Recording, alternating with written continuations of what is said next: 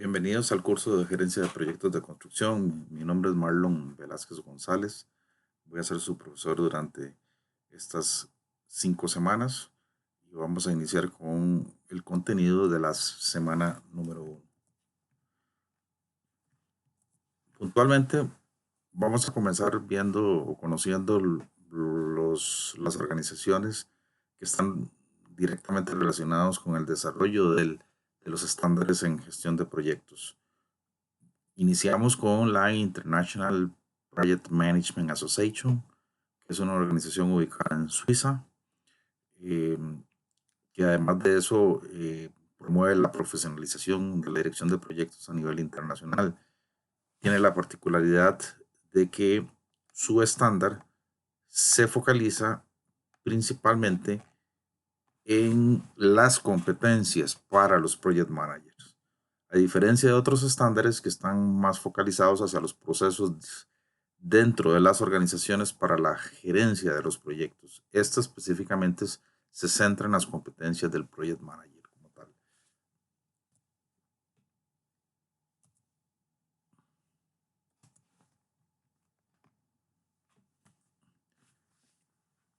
El IPMA, como es bien conocido, tiene lo que le llaman el Competence Baseline, conocido como el ICB o la ICB, ¿verdad? Este tiene las competencias en la dirección de proyectos, como lo comentaba hace un rato, y además de eso, es el estándar donde se detallan las competencias, conocimientos y experiencias que deben de poseer los directores de proyectos, de programas y carteras de proyectos, así como los miembros del equipo. O sea, no solamente estamos hablando de las competencias de quien vaya a dirigir, sino de todo el equipo que vaya a participar dentro de la gestión del proyecto. Básicamente, agrupa las competencias en 3 áreas. Estamos hablando de las competencias técnicas, de las competencias contextuales y de las competencias de comportamiento, que son las que deberían de tener cada project manager a la hora de gestionar un determinado proyecto. Aquí podemos ver en esta figura, grosso modo, cuáles son esas competencias. Específicamente las competencias técnicas, estamos hablando de éxito en la dirección de proyectos, partes interesadas, requisitos y objetivos de proyectos, riesgos de oportunidad, organizaciones de proyecto, trabajo en equipo, en fin. En el caso de las competencias contextuales, como muy bien lo indica, son todas esas competencias que deberíamos desarrollar para que el proyecto donde está inmerso pueda salir adelante sin ningún problema. Dentro de esas podemos mencionar la orientación hacia proyectos, hacia programas, carteras, las organizaciones permanentes, negocios, en fin, ¿verdad? Que es parte, o en fin, los proyectos son parte, digamos, de ese quehacer. Y por último, las competencias de comportamiento, entiéndase las de liderazgos, las de compromiso, las de motivación, la de autocontrol, confianza en sí mismo, todo lo que son conocidas como habilidades blandas que son necesarias para que el desempeño del project manager del día a día dentro del proyecto pueda hacerlo de la mejor manera. Recuerden que tratamos personas, tratamos grupos, al cual necesitamos liderarlos, necesitamos negociar, necesitamos resolver conflictos, necesitamos comunicar y todas esas habilidades es importante que las desarrolle el project manager. Otra organización es la Association of Project Management. Es una organización británica sin fines de lucro que desarrolla y promueve la administración de proyectos y programas, también de portafolios. Esta se caracteriza, me imagino que han escuchado sobre Prince, ese es el estándar que ellos manejan. Es un estándar utilizado más en Europa, ¿verdad? Y este sí está enfocado hacia los procesos relacionados con la gestión de los proyectos. Ya no competencias como era el anterior, sino que este sí tiene que ver con los procesos en sí que tiene cada organización para poder gestionar un determinado proyecto. Este se basa en una serie, eh, eh, digamos, de temas, ¿verdad? Donde se menciona el caso de negocio, la organización, la calidad, los planes, el riesgo, los cambios y el progreso que pueda tener, ¿verdad? Y se cruza con una serie de principios. Como les decía, es un estándar muy utilizado en Europa y en algunas organizaciones internacionales que lo utilizan como base para la gestión de sus proyectos. Y luego tenemos el Project Management Institute, que es el PMI. Es una organización sin fines de lucro dedicada a los temas de la administración de proyectos a nivel internacional y de igual forma ha desarrollado estándares en materia de administración de proyectos. Este es un estándar más utilizado del lado del continente de nosotros, del continente americano. Estamos más influenciados por este estándar, el cual, para efectos de este curso, nos vamos a concentrar en el contenido de ese estándar focalizado o específicamente para el área de construcción. Aquí podemos ver en esta figura, comenzamos con las áreas de conocimiento, que son parte del estándar de gestión de proyectos, donde tenemos el alcance, tenemos el cronograma, la calidad, los costos, el riesgo, los recursos, la comunicación, las adquisiciones y la gestión de los interesados. Y todos ellos gestionados mediante la integración. O sea, de manera integrada siempre vamos a tener, como quien dicen, una gestión integrando prácticamente todos los estándares, las áreas de conocimiento correspondientes.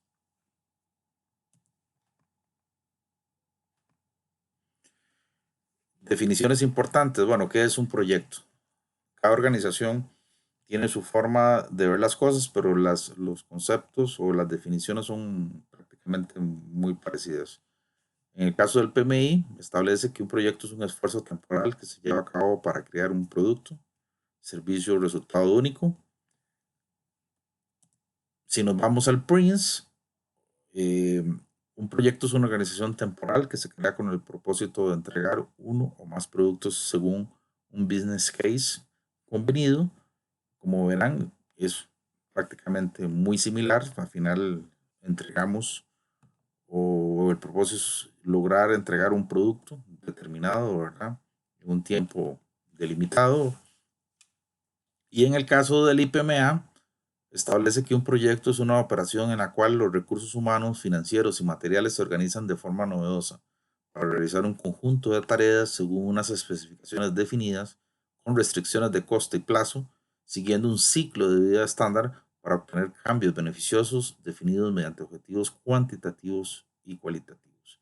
Si vemos la letra menuda, al final llegamos a la conclusión de que las definiciones se parecen mucho, que es prácticamente lo mismo. Un proyecto tiene dos particularidades o dos características muy bien marcadas. Una es que es único y el otro que es temporal. Siempre vamos a tener un inicio y un final de cada proyecto. Y en el caso de único, podemos tener dos edificios con los mismos planos, pero siempre van a ser muy, pero muy diferentes. No es lo mismo construir un edificio en la zona metropolitana de Costa Rica a la costa pacífica o construirlo aquí en Costa Rica que construirlo en Europa. Siempre, siempre va a tener una característica única, digamos, el proyecto como tal.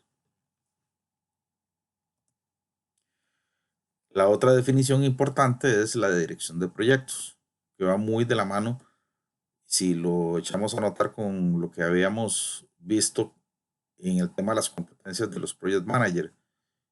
Sencillamente es la aplicación de conocimientos, habilidades, herramientas y técnicas a las actividades del proyecto para cumplir con los requisitos del mismo.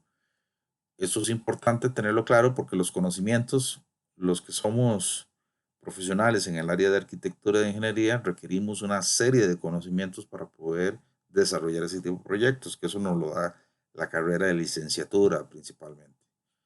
Pero de igual forma hay que desarrollar habilidades. Cuando comentábamos sobre las competencias eh, particulares o las habilidades blandas que se tienen o que se requieren para poder desarrollar un proyecto, son necesarias para poder conducir los equipos, para comunicar, para negociar, para resolver problemas. Las herramientas y técnicas de las actividades de los proyectos que nos permiten de planificar, ejecutar y controlar de una manera adecuada el proyecto que tenemos a nuestra responsabilidad. Entonces, como verán, la dirección de proyectos es un compendio de una serie de cosas necesarias y que al final el project manager es el que procede a llevar la dirección de los proyectos. Aquí es importante aquí logramos visualizar o nos metemos un poco al tema del ciclo de vida del proyecto y un poco a las profesiones también relacionadas con el tema. Inicialmente tenemos o un proyecto comienza o se inicia o su génesis es cuando quiere resolver un problema, quiere solventar una necesidad o quiere aprovechar alguna oportunidad de mercado. Problema que, por ejemplo, queremos sacar los productos de una zona rural hacia la zona metropolitana, se requiere un camino para poder o una carretera que permita el trasiego de personas y de vehículos desde ese lugar y que pueda reactivar económicamente esa zona. De igual forma, puede hacer que haya alguna legislación que se haya aprobado recientemente y que se requiera, digamos, actualizarse y obviamente se debe desarrollar una serie de infraestructura para poder solventar el tema. O por otro lado, en alguna economía que esté creciendo, específicamente, pongamos como ejemplo China o la India, y las empresas quieren aprovechar ese crecimiento económico en esos países, proceden en este caso a hacer inversiones de infraestructura para poder, obviamente, desarrollar el negocio en esos países.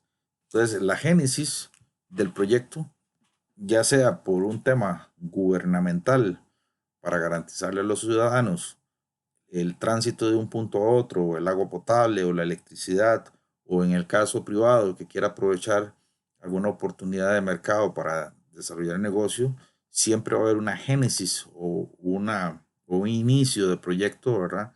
Que es como la justificación del por qué se va a desarrollar. Yo creo que eso es importante tenerlo claro. Los proyectos no nacen por ocurrencia, sino que tiene que haber, digamos, un punto o una génesis inicial que permita en este caso o darle la razón del porqué del mismo.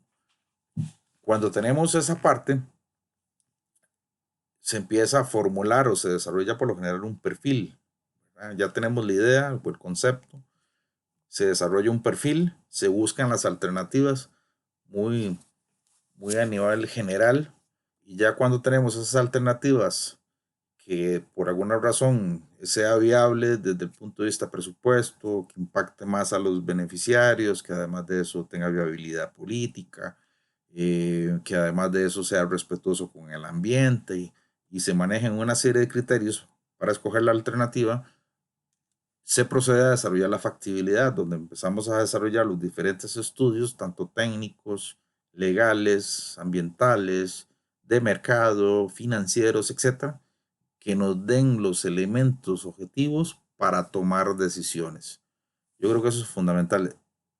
Eso, esa planificación y detalle es lo que conocemos como preinversión y planificación. Toda esa parte de factibilidad la llegamos a un punto que nos permita llegar hasta la promoción y la negociación del financiamiento. Entonces, obviamente hay que llevar hacia los tomadores de decisión, promover, digamos, la propuesta, probablemente negociar y llegar a un punto de aprobación para obtener el financiamiento, porque si no tenemos el dinero, obviamente que el proyecto no se puede. Nada más que estas etapas, por lo general, a veces están muy a nivel estratégico, ¿verdad? Se manejan a un cierto nivel, tanto a nivel gubernamental como a nivel privado, para llegar a aprobar los recursos necesarios y poder ejecutarlo. Entonces ahí, toda esta parte que estamos mencionando, o que acabamos de explicar, es la que se conoce como la parte de la formulación y la evaluación de proyectos. Es como la fase número uno del proyecto como tal. Cuando ya nosotros tenemos aprobado el financiamiento, es cuando ya se arman de manera integral los equipos para poder ejecutar esos recursos. Es un poco las fases a las que seguimos. En la fase número dos, que ya lo vamos a ver en una diapositiva más adelante, procedemos con la planificación, el desarrollo de los estudios y a desarrollar las propuestas, donde obtenemos en este caso un anteproyecto arquitectónico o ingenieril. Seguidamente, cuando ya tenemos la aprobación del propietario de que ese anteproyecto es lo que quiere, se procede con el diseño detallado, Cuando ya tenemos los planos constructivos y las especificaciones técnicas, procedemos a licitar para la construcción o iniciamos en este caso la fase constructiva, que sería la fase número 4, y al cierre de la construcción terminamos con la fase 5, que es el cierre del proyecto y la puesta en marcha o en operación del producto que vayamos a obtener al final del proyecto, ya sea una carretera, ya sea un edificio, una represa hidroeléctrica o algún acueducto, en fin, indistintamente de la obra de infraestructura que sea, es necesario ponerla en operación. Y eso es parte de una de las fases para darle, en este caso, a los usuarios el producto en funcionamiento. Entonces aquí, repito, esas fases, sumando la formulación, nos suman aquí lo que le llamamos el ciclo de vida del proyecto, que aquí lo podemos visualizar, ¿verdad? Ahí lo vemos muy claramente, digamos, en esas partes, y luego entramos en operación y funcionamiento, que aquí lo podemos observar, donde aquí la administración de empresas empieza a jugar cuando las operaciones entran en su normalidad. Repito, las competencias o por lo menos el margen de acción de los project managers es desde el principio, desde la identificación, la necesidad de la oportunidad hasta el cierre, donde vamos a entregar los productos. Digamos que esa es la competencia de los project management o del project manager. Y luego, cuando ya entra en operación, entran los administradores de empresa a regir las operaciones normales del proyecto como tal. De igual forma, en esta curva S establecemos las mismas fases, solo que aquí hay una diferencia porque tenemos o podemos visualizar un poco el costo en el eje de las Y y tenemos el tiempo en el eje de las X. Aquí tenemos la fase 1, la formación de la factibilidad y los diseños estratégicos, la fase 2, planeación y estudios y desarrollo, fase 3, diseño detallado, la 4, la parte de construcción y la 5, la puesta en marcha. Nada más que visualizado, digamos, de otra forma, conocida como la curva S, que es una de las herramientas más utilizadas en la gerencia de proyectos. Como verán, cuando estamos en la parte de construcción, tenemos una pendiente muy marcada porque es la fase donde ejecutamos la mayor cantidad de los recursos. Aquí podemos observar las áreas de conocimiento utilizadas por el PMI, específicamente para el área de la construcción. Aquí las diferenciamos entre celestes y verdes porque las celestes son como las genéricas para todos los proyectos y estas verdes son específicas para el área de construcción. Durante el curso nos vamos a concentrar principalmente en estas azules. Aquí, como verán, tenemos el alcance, el tiempo, el costo, la calidad, los recursos interesados, comunicación, riesgo de adquisiciones, todo integrado. Y tenemos seguridad de ambiente, la parte de financiamiento y la parte de reclamos. De igual forma, tenemos los grupos de procesos, de proyectos enfocados hacia la construcción, donde tenemos inicio, tenemos planificación, ejecución, control y cierre. Ubicados de una forma distinta, las fases, que ya las habíamos visto, la fase conceptual, formulación y factibilidad, la fase 2, planeación y estudios y desarrollo, la fase 3, diseño detallado, fase 4, construcción, y la fase de cierre y puesta en marcha, que sería la número 5. Aquí en esta diapositiva podemos observar una categorización importante con los proyectos de construcción. Podríamos categorizarlas en dos grandes grupos. Uno que es las obras concentradas y las obras lineales. En el caso de las obras concentradas, podemos dividirlas en tres. Las que son edificación, la que tiene que ver con energía y telecomunicaciones y la que tiene que ver con logística y transporte. A su vez, la edificación, obviamente, son edificios, urbanizaciones, casas. En el caso de energía y telecomunicaciones, hablamos de represas, geotérmicos, eólicos, la parte solar, ahora que está muy de moda con las energías renovables. En el caso de la logística y transporte, estamos hablando de puertos y aeropuertos.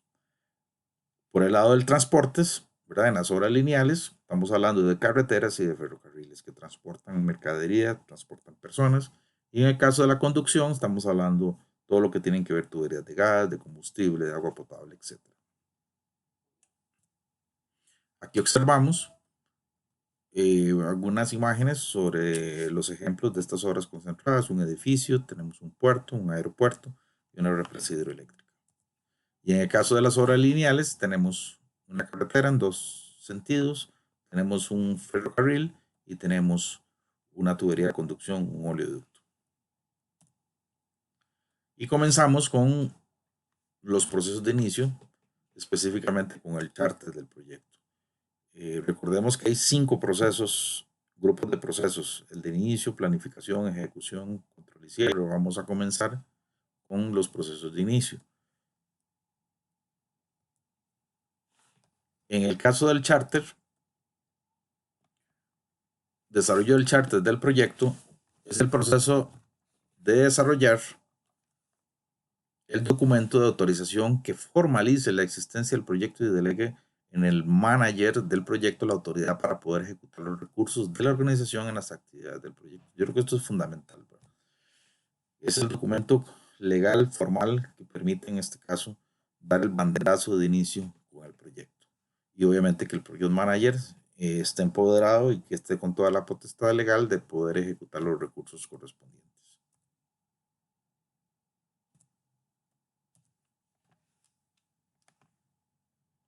Aquí vemos un ejemplo de un acta de proyecto donde tenemos la fecha, el nombre del proyecto, fecha de inicio, fecha tentativa de finalización, los objetivos tanto general como específicos, justificación o propósito del proyecto, descripción del producto o servicio, una descripción más detallada del producto, de los entregables que se van a recibir, supuestos, restricciones, información histórica relevante, identificación de grupo de interés realizado y quién firma, quién tiene la potestad de firmar con la autoridad respectiva para, obviamente, que este documento sea válido.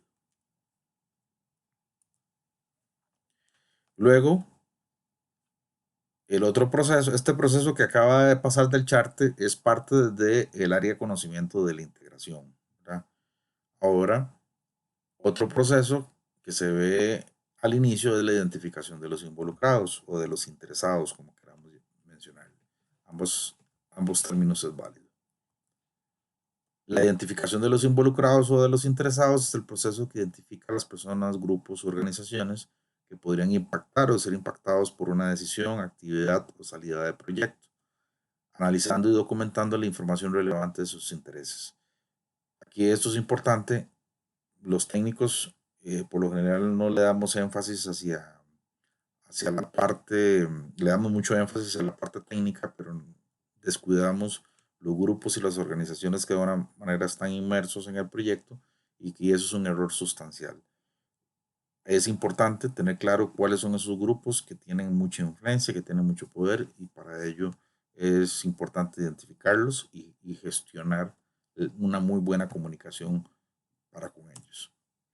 Este análisis de involucrados es para esclarecer grupos y organizaciones que están directa o indirectamente involucrados y considera sus intereses, sus potenciales y sus limitaciones. Hay grupos a favor, grupos en contra, repito, con sus intereses y potenciales limitaciones. Importante, eh, la objetividad. Se realiza análisis de involucrados para dar mayor objetividad al proceso de planificación, a considerar diversos puntos de vista. Yo creo que esa incorporación da mayor objetividad a la hora de planificar los entregables que se vayan a obtener al final del proyecto. La pertenencia, además puede fomentar un sentido de pertenencia. Si usted incorpora los grupos, se van a sentir participados y van a defender la posición del proyecto a futuro, que eso es importante, tener aliados para tales efectos. Y sencillamente uno identifica cuáles son esos grupos que están directa o indirectamente involucrados, sus intereses, las percepciones del problema, los mandatos y recursos que pueden tener cada uno de ellos. Dentro de los análisis hay algunas matrices interesantes que facilitan el análisis. Uno de ellos es la matriz de poder e interés, ¿verdad? Donde tengo, digamos, en el eje de las Y el poder y en el eje de las X el interés. Quien tenga, digamos, un poder alto y un interés alto es es un grupo que hay que gestionar atentamente. Es un grupo que hay que manejarlo con mucho cuidado y que siempre hay que estarlo informando de todas las decisiones. Por el contrario, si yo tengo un grupo que tiene un poder bajo y un interés bajo, eh, tal vez no sea necesario ser tan atento y manejarlo ahí al mínimo esfuerzo, ¿verdad? Pero lo importante es que podamos identificar, tengamos a todas los grupos que de alguna manera tienen mayor o menor impacto, mayor poder, perdón, e interés sobre el proyecto.